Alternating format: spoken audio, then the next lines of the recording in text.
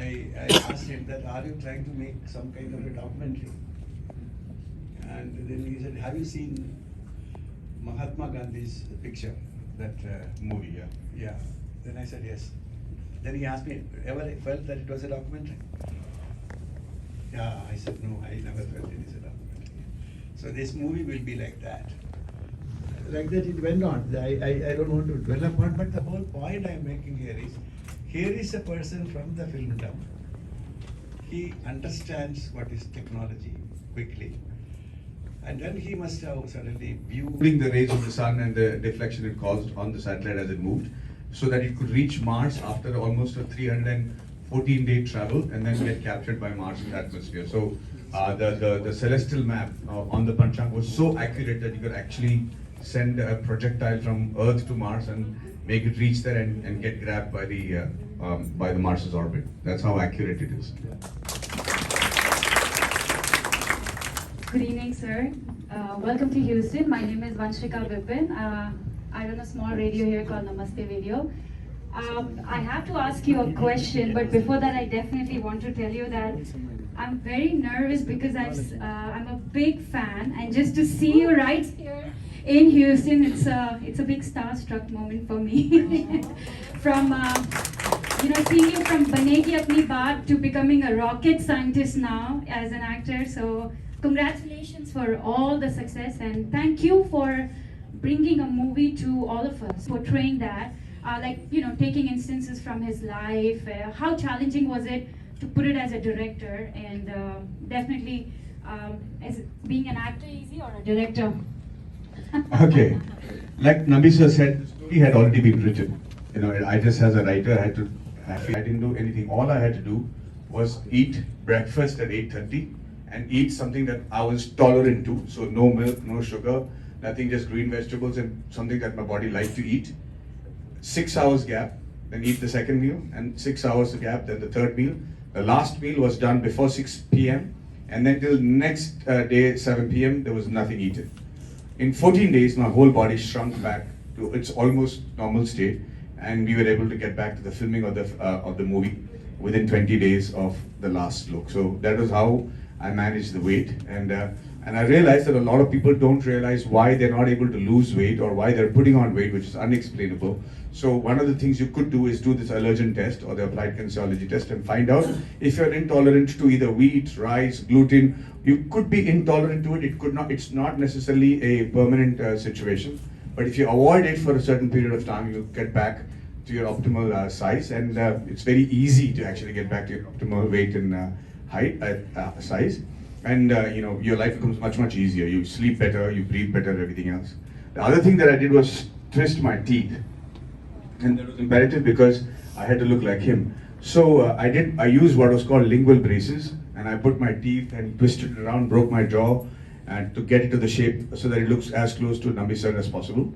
And then while putting it back, I realized that I started looking younger than what I was before with the old teeth, and I figured out that the teeth are an essential part of looking young, especially what is called the corridor between your teeth, especially the corridor between your teeth and your gums. This particular corridor. The older you get, the jaw and the teeth start shrinking in. And if you notice Tom Cruise, for instance, he looks exactly like he did 28 years ago. And that is one of the biggest reasons is he's managed to retain the structure of his jaw and teeth. His teeth look exactly how they did 28, 30 years ago. And it's very easy to do that. There's a process in which you can maintain the bridge of your jaw so that it doesn't recede and this corridor doesn't increase, and your face looks as young or younger than your actual age. The third question before we wind up is, do you all know why you apply oil to your hair? Do you all apply oil to your hair in the first place? Yes. Everybody does, right? So I'm assuming those, oh, you don't, because, did you ever apply? You used to? Okay, great. So I'm hoping that I can tell you what you could have done different. Yeah, of course. Yeah. So when you apply oil to your hair, you realize that you actually apply oil to your hair, right? Do you apply to the hair? No. The scalp. Okay, I think you apply it more to the scalp. Do you know why you apply it to the scalp? Moisture. Yeah, sorry? circulation. Yes? Prevent Yeah? death. Protein. No, I don't think it's protein. Before we start speculating, let me tell you what I came up with. It's not so. I realized that people start losing hair not because the hair falls out, but because it refuses to grow back again. And one of the reasons it doesn't grow back very quickly is because all the dead cell, as the hair falls off, falls on the scalp. Okay, and when you don't have rigorous activity on the scalp surface, all that dead cell starts going into the hair follicle, and if you're not eating properly or sleeping properly, then the hair doesn't have enough strength to push through that grime, come out and be healthy. Okay, so the reason you apply the oil to your scalp is because you want to give it a nice little rub. You want to give it a nice little massage. They call it tail malish. What happens is it dislodges all the dead cells. That's the one thing that shaking of your scalp does. It actually dislodges all the dead cells. And the one thing that the oil does, because of its viscosity, because of the coconut oil's viscosity, is it absorbs all the dead cells that have been thrown out. So that is why it's imperative not to keep the oil on your head for a long time, because it defeats the purpose.